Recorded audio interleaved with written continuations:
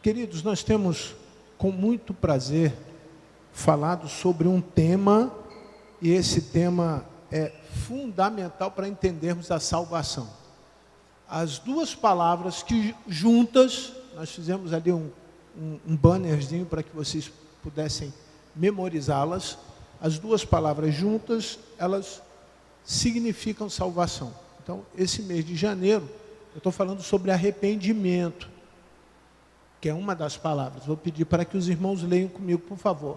Casa de paz é arrependimento. Na tua casa, para que haja a paz do nosso Senhor e Salvador Jesus Cristo, ali tem que ter arrependimento. A sua vida, para que você tenha paz, você precisa saber, entender e praticar o arrependimento. O arrependimento tem um papel importante para a salvação.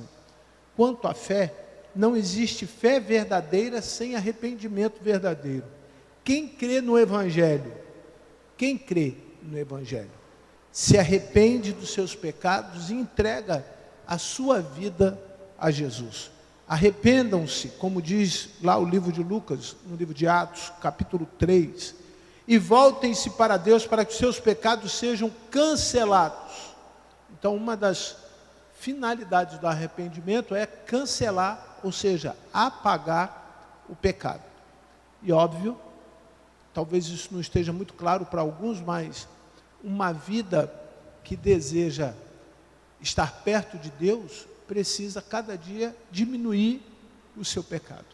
E o pecado precisa ser cancelado, ou seja, anulado. Como que nós anulamos o efeito do pecado sobre a nossa vida? Através do arrependimento. Então, o arrependimento é remédio, um compromisso de mudança, de atitude. E se nós não nos envergonharmos com os nossos pecados, é porque nós não estamos comprometidos com Deus. Porque se nós tivermos vergonha do pecado, aí sim podemos considerar que temos um compromisso com Deus. Remorso é apenas a vergonha do que fazemos, mas arrependimento é quando deixamos de fazer aquilo que sabemos que desagrada a Deus. Quantas vezes esta semana você, segunda, terça e hoje, teve oportunidade de pecar, mas também teve a oportunidade de se arrepender? Espero que você nessa noite, a partir daquilo que você vai aprender conosco, você possa praticar o arrependimento. E aí nós temos 4 exemplos de arrependimento na Bíblia. Bem, nós separamos 4 exemplos. Nós temos muitos outros. Tira o médio da minha voz, bota mais grave, por favor, Lucas. E aí, o que acontece? Atos capítulo 2, eu vou ler o texto, os irmãos prestem atenção no texto, por gentileza. Quando ouviram isso, ficaram aflitos em seu coração e perguntaram a Pedro e aos outros, Atos 2, 37 e 38. E aos outros apóstolos: irmãos, que faremos? Pedro respondeu: arrependam-se, cada um de vocês, e seja batizado em nome de Jesus Cristo para o perdão dos seus pecados, e recebereis o dom do Espírito Santo. Então, o cumprimento do arrependimento, ou seja, quando você estende a ação do arrependimento, qual é a finalidade? Cancelar o pecado. Você vai deixar de pecar? Não, você precisa entender como que isso acontece. E aí Pedro, no Novo Testamento, um dos grandes apóstolos de Jesus, ele vem consolidando como que é essa atitude, como que deveria ser essa atitude, como deve ser a sua atitude de arrependimento. Então, olha o que está escrito: quando ouviram, verso 37, por favor, o texto já está à sua disposição. Quando ouviram isso, ficaram muitos comovidos. Então, o arrependimento tem que causar algum sentimento, comoção. Você precisa desse sentimento. E perguntaram a Pedro. Por que perguntaram a Pedro? Porque Pedro estava anunciando o arrependimento. Aqui nós temos uma lição importante. Nesse texto, nós encontramos o ato que deve ser seguido. Qual é o ato que deve ser seguido após o arrependimento? Uma experiência, está alto, Lucas, uma experiência com o Espírito Santo. Olha o próximo versículo, versículo 38. Diz assim: Pedro respondeu: arrependam-se e cada um de vocês seja o quê? Batizado. Quando você olha a palavra baptizam do grego, a palavra ela diz o seguinte: é para nós irmos às águas, é para sermos batizados. Mas Jesus, esse texto, Jesus já havia morrido e ressuscitado. Então, quem era o ator agora, no tempo do arrependimento em que Pedro está ensinando a igreja? Quem era a pessoa de Deus que estava ali presente para que se completasse o arrependimento? O Espírito Santo. Então, não era necessariamente aqui, obrigado, amado, não era necessariamente aqui apenas o batismo com água, mas agora a igreja teria uma experiência sobrenatural que seria um batismo com o Espírito Santo. Você pode estar se perguntando, mas nós não cremos, e o senhor mesmo já há 33 anos,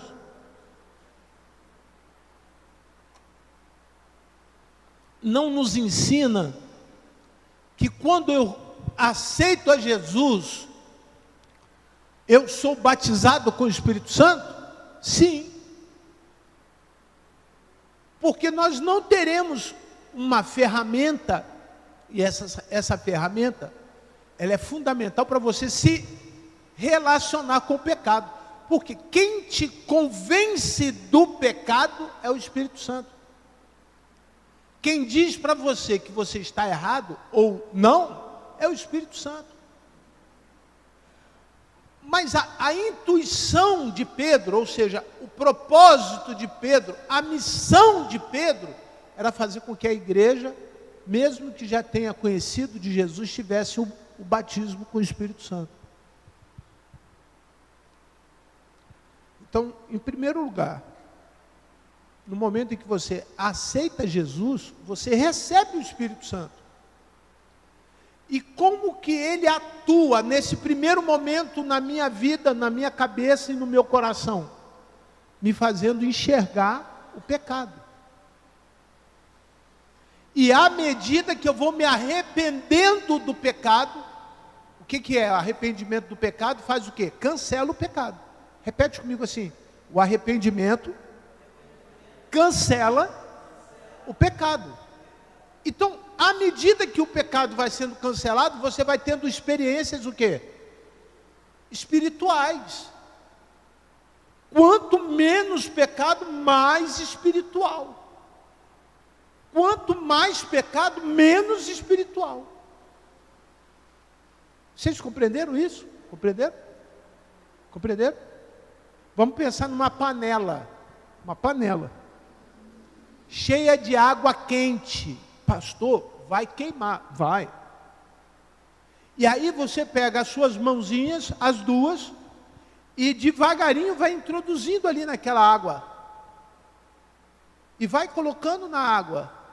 Chega uma hora, você consegue afundar a mão na água. Porque você se acostuma com a temperatura. Se você começar com as pontas dos dedos, depois você vai botando mais um pouquinho, chega uma hora que você consegue, na temperatura que o seu corpo lhe permite suportar, você consegue colocar a mão dentro da água. Quem nunca teve oportunidade de fazer um escaldapé?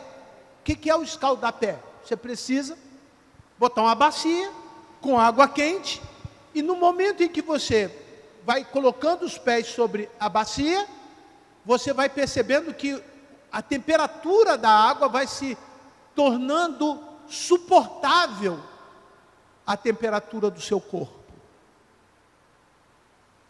O arrependimento faz você suportar a temperatura do pecado.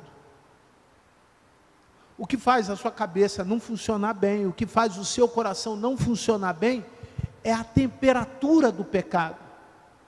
E aí o Espírito Santo vai começar a te incomodar a ponto de você suportar o pecado. Lembra que Jesus falou assim, não nos deixe cair em... É suportar o pecado, não cair em tentação, é suportar o pecado. A ponto do Espírito Santo ter tanta intimidade que você opta, ou melhor, você escolhe não pecar. Compreenderam, amados?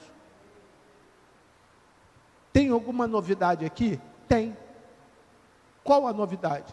Quanto mais arrependimento, mais cancelamento de pecado, e aí mais espiritual. Pastor, eu sou uma pessoa espiritual porque eu venho muito na igreja? Não. Mas é porque você tem experiências espirituais.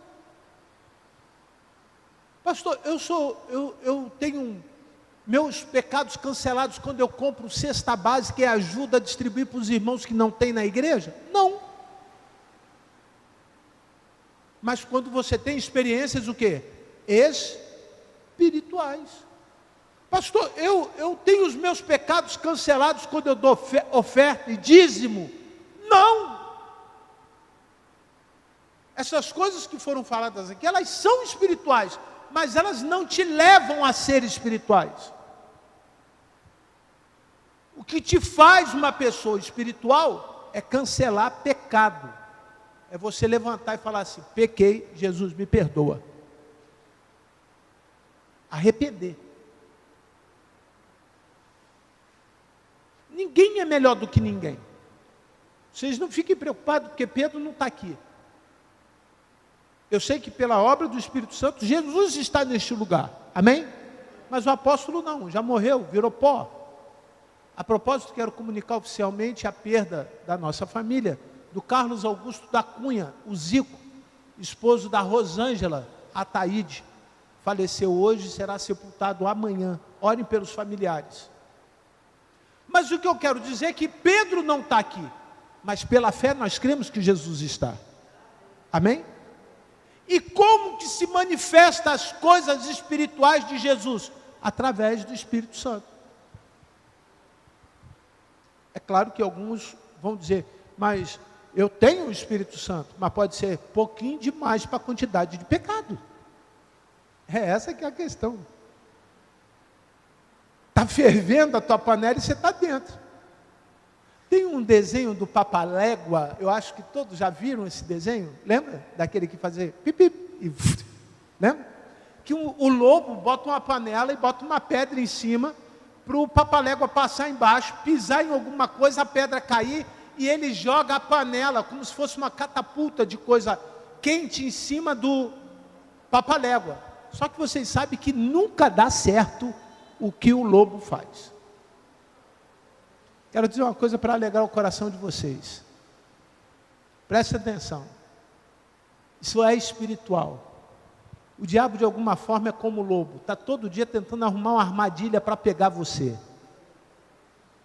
Mas quando você tem o Espírito Santo, nunca dá certo porque o Espírito Santo é com você. Você consegue entender? O apóstolo Pedro não está aqui, mas quem está aqui é você. E cheio do Espírito Santo. Por que cheio do Espírito Santo? Porque estamos todos com o coração aberto para cancelar os nossos pecados. Pastor, tem algum problema eu estar aqui em pecado? Não.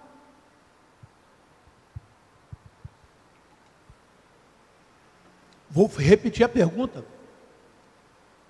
Tem algum problema nós estarmos aqui em pecado? Não. Mas tem problema você sair daqui com ele. Porque quando você chega aqui com o seu pecado e sai daqui com o seu pecado, a sua vida não muda. E a sua vida fica ruim. Seus negócios vão ruim. A sua vida em casa é ruim. A sua vida no trabalho é ruim, as coisas começam a dar errado, você não sabe o que está acontecendo? Obviamente, todos nós sabemos que o salário do pecado é aí nós morremos financeiramente, morremos emocionalmente. Que Deus abençoe sua vida. Morremos espiritualmente. Não é bom nós ficarmos ouvindo isso, não é bom, que às vezes incomoda demais.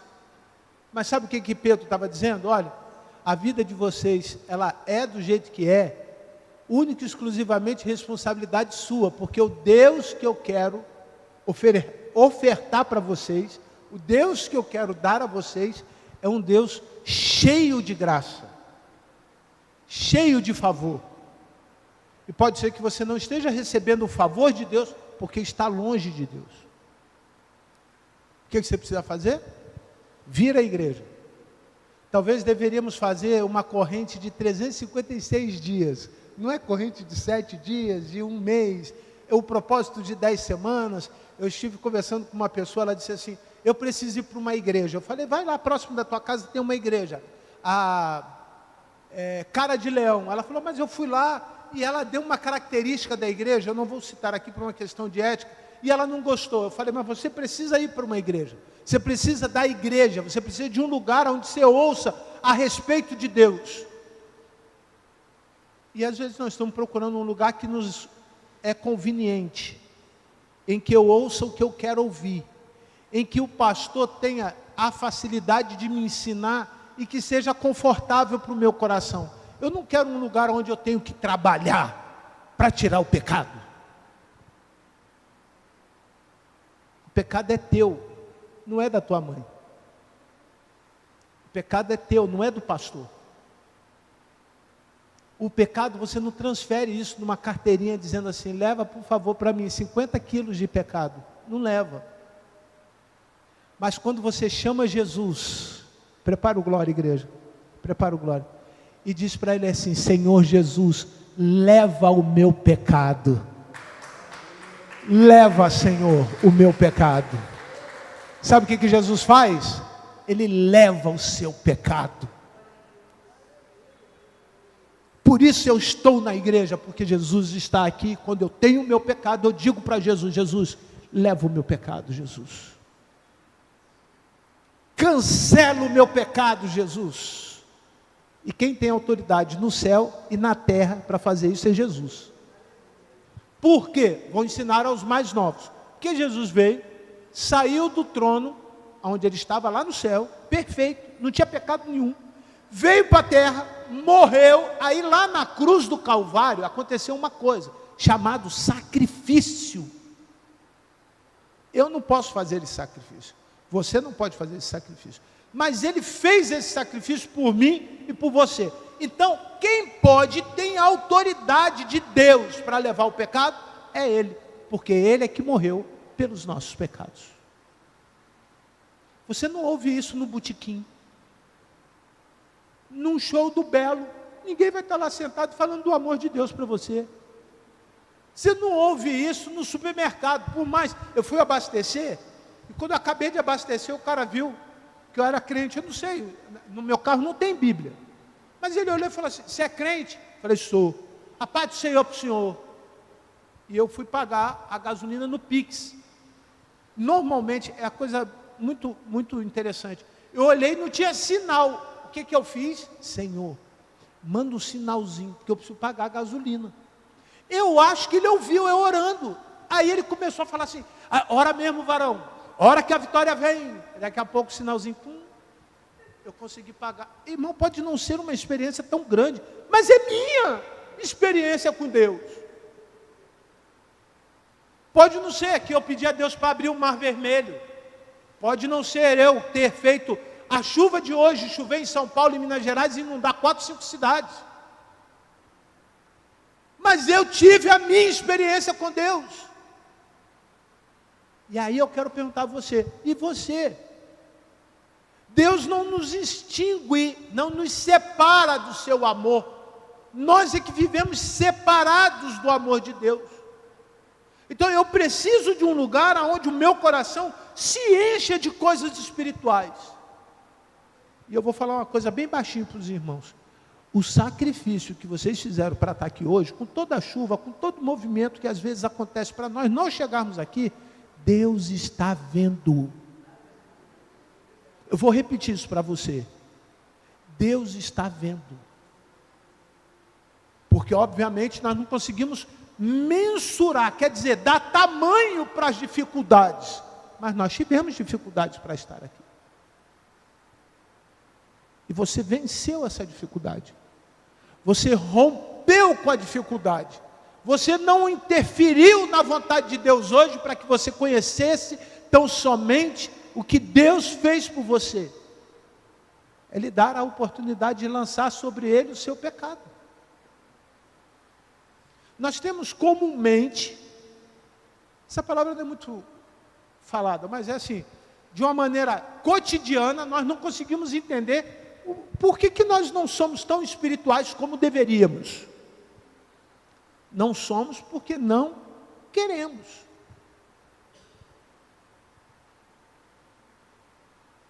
Se você parar para pensar, muitas vezes, Deus promove alguma coisa na sua casa para você se tornar uma pessoa espiritual. Deixa faltar alguma coisa para você depender dele, traz uma enfermidade para você depender dele, ele tira o seu emprego para você depender dele, ele tira a sua família para você depender dele, ele tira a tua casa para você depender dele.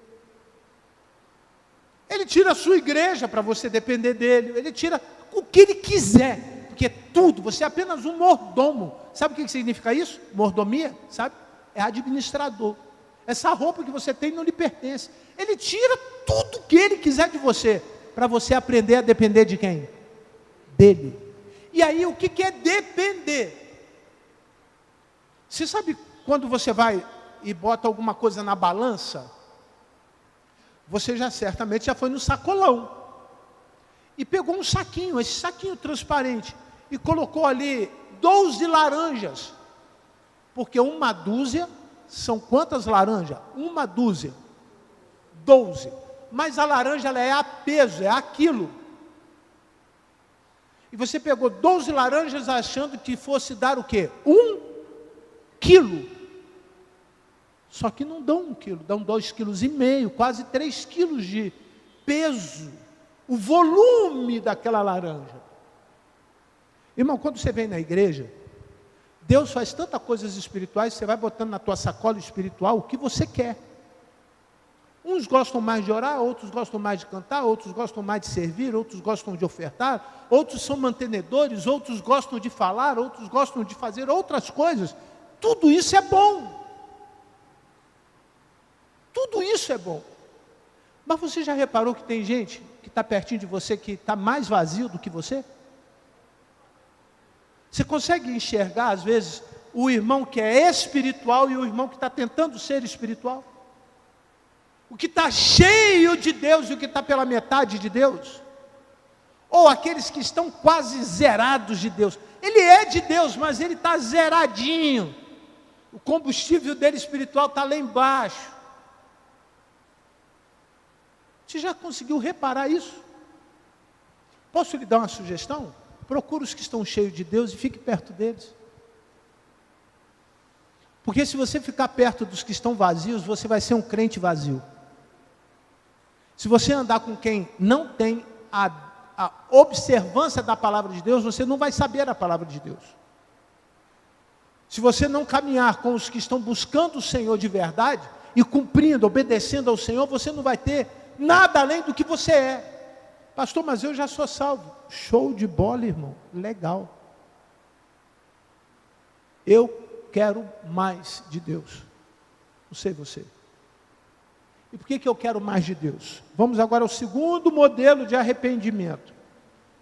Gálatas 1:13. Gálatas 1:13. Vamos ao segundo modelo de arrependimento.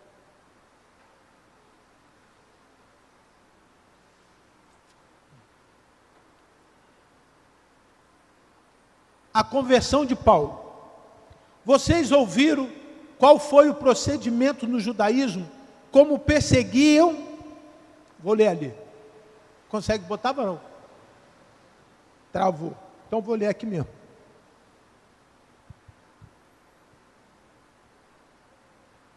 Vocês ouviram como foi o procedimento no judaísmo, que perseguiu com violência a igreja de Deus, procurando destruí-la?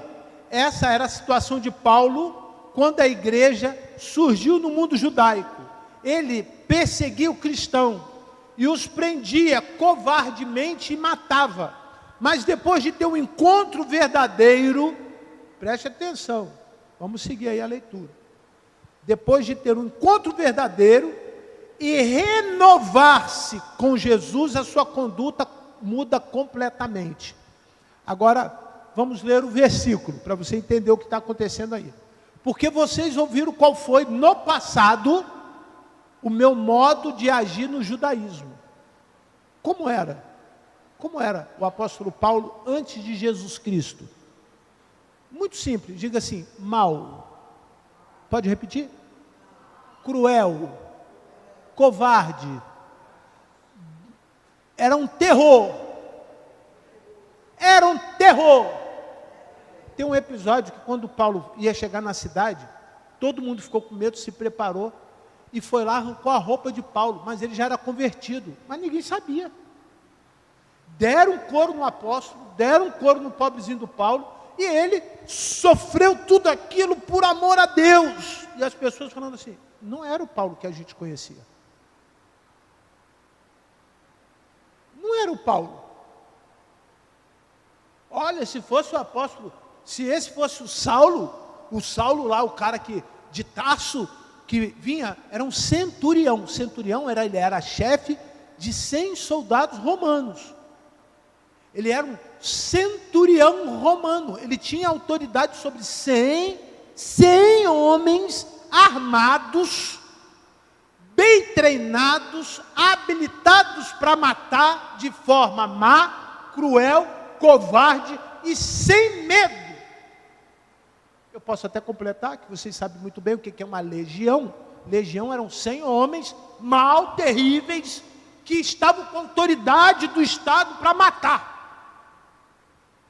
E Paulo era quem dava a ordem para essas pessoas fazerem o mal. Então, quando ele chega na cidade, a cidade se prepara e pega Paulo e mete o pau no Paulo, o apóstolo. Rebenta o Paulo. E ele quietinho, apanhando. Alguém chama a atenção. Diz assim, não é ele o que perseguia? Olha como ele está agora. O que está havendo com ele? Ele deveria reagir, ele deveria dar ordem aos soldados, ele deveria fazer alguma coisa. Mas ele não fez nada. Por que ele não fez nada? Porque agora ele era uma nova criatura. Como de forma violenta eu persegui a igreja de Deus e procurava o quê? O que está escrito ali? É só ler ali. Destruí-la. Ainda que você não tenha essa experiência de alguém te bater, te perseguir, um dia vai ter, tá? Um dia isso vai acontecer com a igreja. Eu espero que a marca do seu arrependimento seja de forma visível, a ponto das pessoas falarem assim, o que está acontecendo com fulano? Ele não era assim. Queria que você aplicasse isso ao seu coração. Quais foram as mudanças que aconteceram na tua vida a partir do momento em que você chegou e entregou a sua vida para Jesus? O que mudou? Pastor, não mudou muita coisa, tem algum problema? Nenhum problema, irmão. Você está aqui para isso. Amém? Amém? Amém? Crê nisso? Mas você está aprendendo a cancelar o seu pecado. E à medida que você cancelar, ninguém julga o seu irmão. Que à medida que você julgar o seu irmão, você vai ser julgado. Então, à medida que eu vou cancelando o pecado, eu vou adquirindo coisas espirituais, experiências com Deus. Isso vai me dando força, a ponto de eu não ser mais como eu era, e agora ser uma nova criatura em Cristo o quê? Jesus. Eu não sei se você já é uma nova criatura, mas a gente canta esse cântico muitas vezes na igreja. Que nós somos uma nova criatura. E às vezes, quando nós estamos cantando, nós deixamos de prestar atenção de que só existe nova criatura quando nós temos consciência do que fazíamos quando não éramos essa nova criatura. Esta consciência é espiritual. Vou fazer uma observação. Deus não tem amnésia, tá? Deus não tem amnésia. E vou completar a minha frase. Agora você vai ficar preocupado. O diabo também não. O que eu quero dizer? Deus não se esquece dos meus pecados. O diabo também não. A diferença é que Deus me perdoa e o diabo me acusa. E eu devolvo a palavra para você me dar uma resposta. Você prefere o perdão ou a acusação? Perdão ou a acusação? Vamos dizer? Perdão. Eu preciso de perdão? Ah, pastor. Bota o fly, o segundo fly. Qual é o primeiro fly? Arrependimento. Qual é o segundo? Olha o que está escrito ali, por favor. Olha que coisa maravilhosa. E graças a Deus que o Senhor está nos dando esse entendimento. Primeira palavra qual é? E o segundo? Segundo? Como que está escrito ali? Os irmãos estão aqui ou já foram arrebatados? Estão aqui? Então, primeiro é o quê? E o segundo? Nós estamos aqui. Primeiro é o quê? Arrependimento. E o segundo é o quê? Só teremos arrebatamento. Qual é o terceiro? Só teremos salvação depois do arrependimento e do perdão. Eu não sei se isso deveria trazer uma alegria, uma euforia generalizada para a igreja. Todo mundo agora deveria estar, glória a Deus, aleluia, porque eu tive arrependimento, recebi o perdão e agora aguardo a salvação. Agora eu tenho direito da salvação. Eu ainda estou aqui. Se eu ainda estou aqui, quais são as duas palavras deste mundo ainda, que me tornam humano, que nos tornam humanos? Quais são as duas palavras? Arrependimento. Mas tem gente querendo ser espiritual. E aí, o cara quer logo ser salvo. E ele tem até um cântico para o salvo. Quem é salvo tem certeza, diga amém. Quem é salvo tem certeza, diga. Então tem muita gente cantando a musiquinha sem arrependimento, sem perdão. Não estou julgando ninguém. Estou te ensinando, segundo a obra do Espírito Santo, que é o nosso ensinador. Estou dizendo para você que independente do pecado que você cometeu hoje, Jesus te ama. Independente da maneira como o seu coração pode estar todo destruído, irmão. Olha só, você pode estar moído, todo arrebentado. Tem perdão para você. Você está aqui. Você está nessa terra, você está nesse plano. E se você exercita isso, você se torna uma pessoa espiritual. Que aí nós aguardamos a salvação. Ninguém vem para a igreja e sai com a carteirinha de salvo. Toma uma carteirinha para você. Quer comprar uma carteirinha? Toma uma para você. O irmão quer uma carteirinha? Vou lhe dar uma carteirinha de obreiro. O irmão fortão, bonitão, o Tiago está voltando. Jesus está com uma obra grande na tua vida. Deus vai fazer uma obra maravilhosa. Toma a carteirinha de obreiro. Puf. Leva a carteirinha, irmão. Pega assim. Bota no bolso. Irmão, não é isso. Não é assim que é a salvação. Por isso que muitas vezes a gente entende que salvação ele é um processo. Um pouquinho. Não perde. Você não perde. Depois que você se arrependeu e recebeu perdão, o diabo é que perdeu. Não há mais nenhuma separação entre você e Deus. Não há nenhuma condenação para os que estão em Cristo Jesus. Os que estão em Cristo Jesus, não tem nada que te separa do amor de Deus. Mas a salvação é algo espiritual. Arrependimento e perdão é algo terreno. Eu estou aqui? Estamos aqui? Então eu preciso de ouvir o quê? Sobre arrependimento e perdão. Pastor, mas eu quero a salvação. Então pede para ir para o céu. Igual o Carlos Augusto da Cunha. Foi para o céu. Como que o senhor sabe? Porque um dia ele se arrependeu e todos os dias ele foi buscando, com o arrependimento, tornar-se uma pessoa mais semelhante a de Jesus. Você está conseguindo, irmão, entender isso?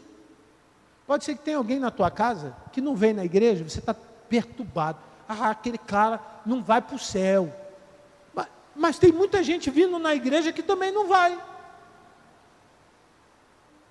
Porque não se arrepende e não tem perdão.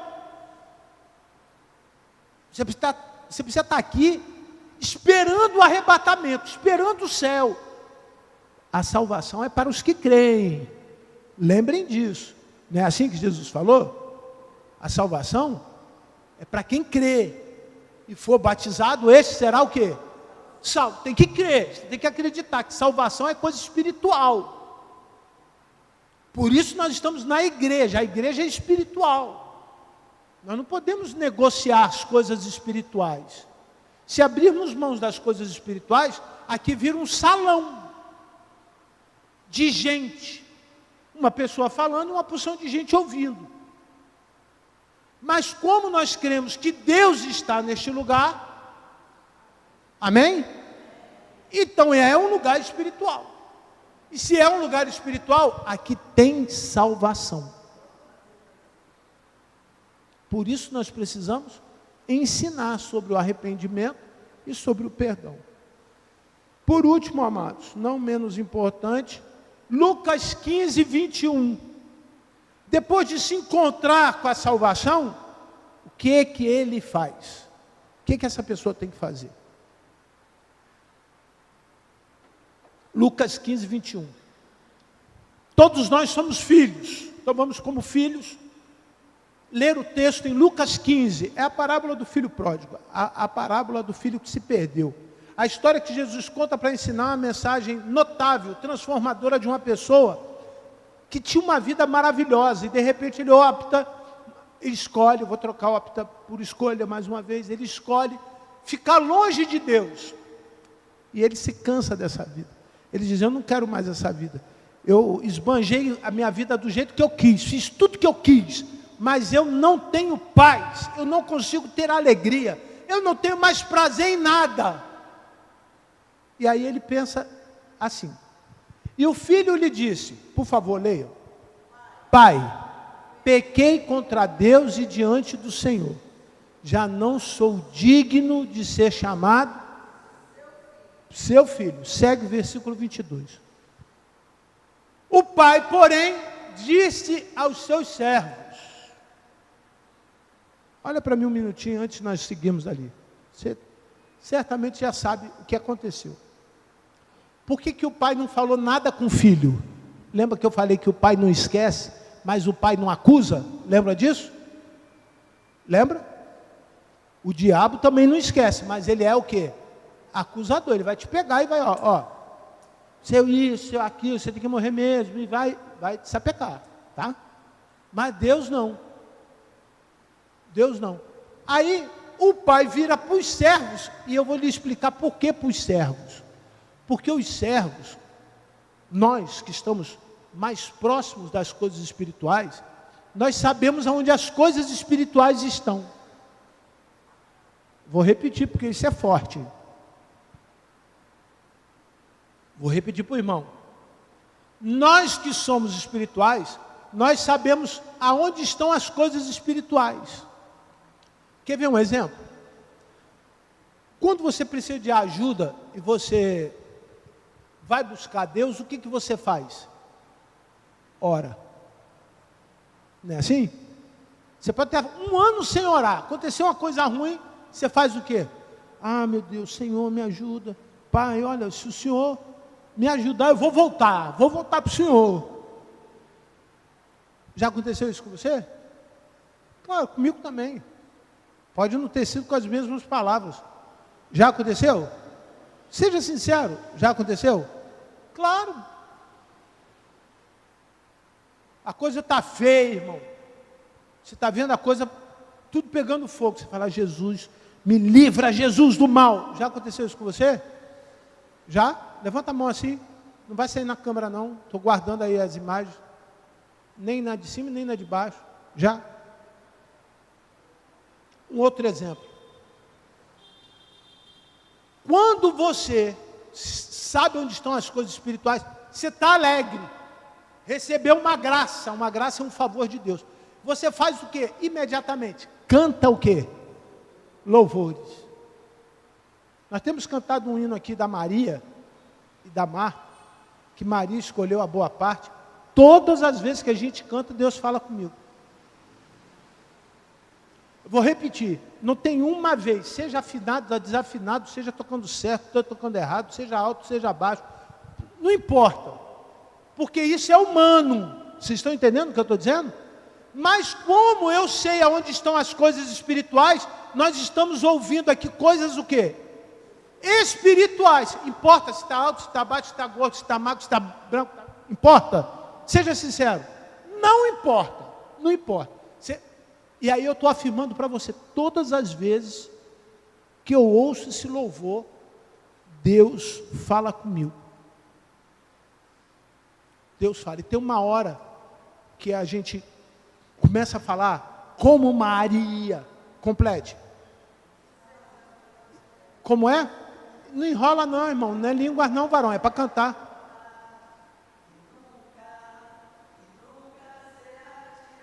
Olha que coisa linda. Está botando a letra, né? Que aí eu sei a letra. Se botar a letra, me ajuda. Como Maria, ela escolhe a melhor parte, que nunca lhe será o quê? Como Deus fala comigo nesse momento. Sabe por quê? O pecado, quando você escolhe o pecado, você está escolhendo a pior parte.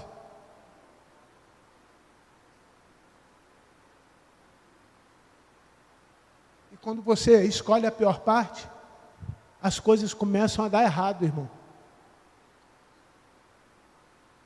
Elas começam a dar errado na tua vida. E por que você não escolhe a melhor parte?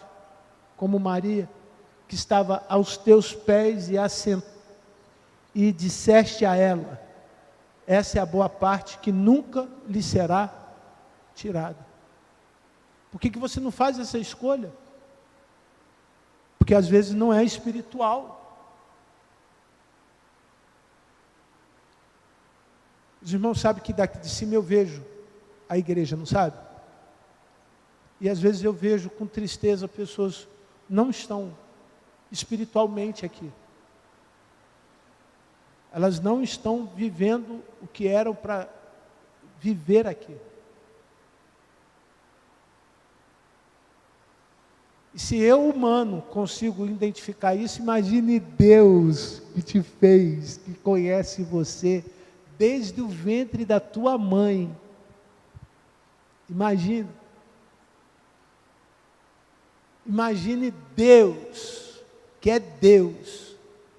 Como Deus não fica quando Ele vê que você está aqui na casa do Pai, mas não está escolhendo a melhor parte. Escolha a melhor parte, irmão. Vale a pena. Vale a pena.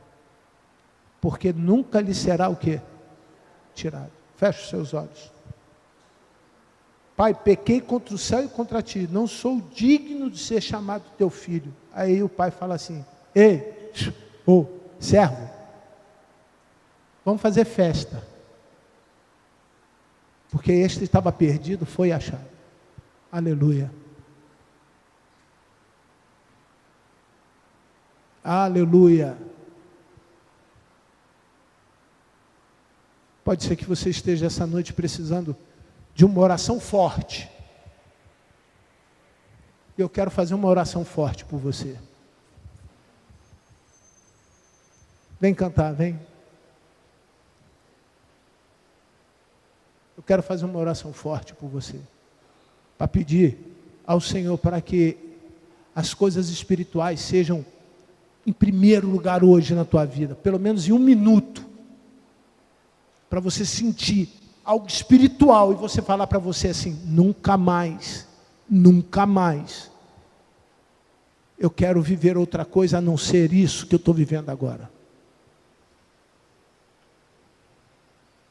Você gostaria de ver, de sentir essa glória, meu irmão? Fica de pé, irmão.